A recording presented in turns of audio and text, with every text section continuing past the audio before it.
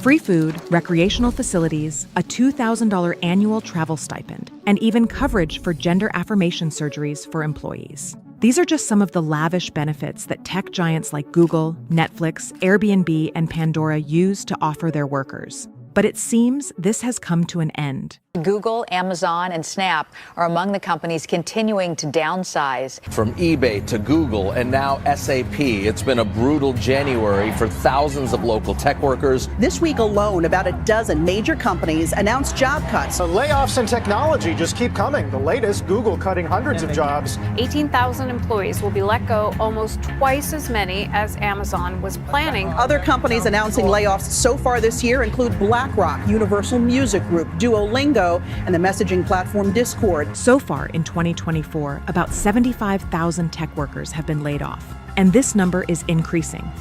So why is working for a big tech company no longer a dream job? In recent decades, the tech industry has been synonymous with innovation, explosive growth, and extraordinary benefits for its employees. These companies not only transformed their respective fields, but also redefined the employment expectations of an entire country. We reported last week that Fortune magazine has named Google the best company to work for in America again. About 2.5 million people send their resumes to the high-tech giant every year. Number one is Google, and they've been number one before. They were number one last year. They continue to make Google a great place to work. This era, often referred to as the golden age of technology, marked a period of optimism and unprecedented expansion. However, recent changes in the global economy and the very nature of the industry have meant that working for a tech giant is no longer what it used to be. There's no question artificial intelligence will remake the workplace. Artificial intelligence could replace millions of jobs. AI could replace 300 million full-time jobs. After the financial crisis of 2008, the U.S. Federal Reserve slashed interest rates to near zero levels, keeping them there for years. This low-cost capital environment allowed both tech startups and established giants to expand rapidly. Netflix, for example, saw its stock value increase by over 4,000% during this decade. It was on this day back then when the company posted the highest first quarter profit in its then 8-year history. For 25 years, one company changed the landscape of film and TV forever, with revenue and subscriber base growing a whopping average of more than 30% a year. Today, it boasts about 270 million paid subscribers and rakes in more than $30 billion in revenue a year. The widespread adoption of smartphones and social media, along with easy access to venture capital, created fertile ground for innovation and growth. The tech-heavy NASDAQ reflected this expansion with an astounding approximate increase of 347% from 2010 to 2019. However, companies were not the only beneficiaries. Working at one of these tech companies became a way to get rich. Employees often received a significant portion of their compensation in stock options. As tech stocks rose, workers increasingly enriched themselves. In 2020, the top 350 CEOs in the U.S. made over $24 million on average. Career site compiled a list of America's 15 highest paying companies, but tech companies dominated the list with 9 of the 15 places, including Netflix at number 2 and Google at 13. However, the onset of the COVID-19 pandemic marked a turning point for the industry. Initially, many tech companies benefited from an approximately 125% increase in demand for digital services and software as people stayed home and remote work peaked. More than 44 million Americans have filed for unemployment since mid-March, when the coronavirus pandemic forced many people to stay home.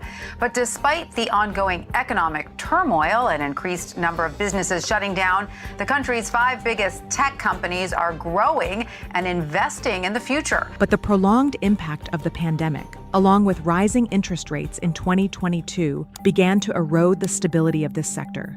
Layoffs became a common strategy to maintain profitability in the face of fluctuating demand and rising operational costs. Giants like Google, Microsoft, and fintech startups such as Block and PayPal implemented significant workforce reductions of around 35%. Indeed, more and more companies have adopted efficiency as a common mantra in recent earnings calls. For example, A memo sent by Elon Musk to the staff at X detailed that the company would cut more than 10% of its global workforce. Thousands of Twitter employees are being laid off as Elon Musk overhauls the company. A new chapter has begun at Twitter, and for half the people who work there, they will not be part of it. It's a Twitter bloodbath. Nearly 4,000 fired in one fell swoop. Half the global workforce. Apple was the first major company to begin layoffs due to the shutdown of its autonomous car project, laying off about 600 specialized workers. This was followed by companies like Amazon, which is cutting about 5% of jobs in its cloud computing division.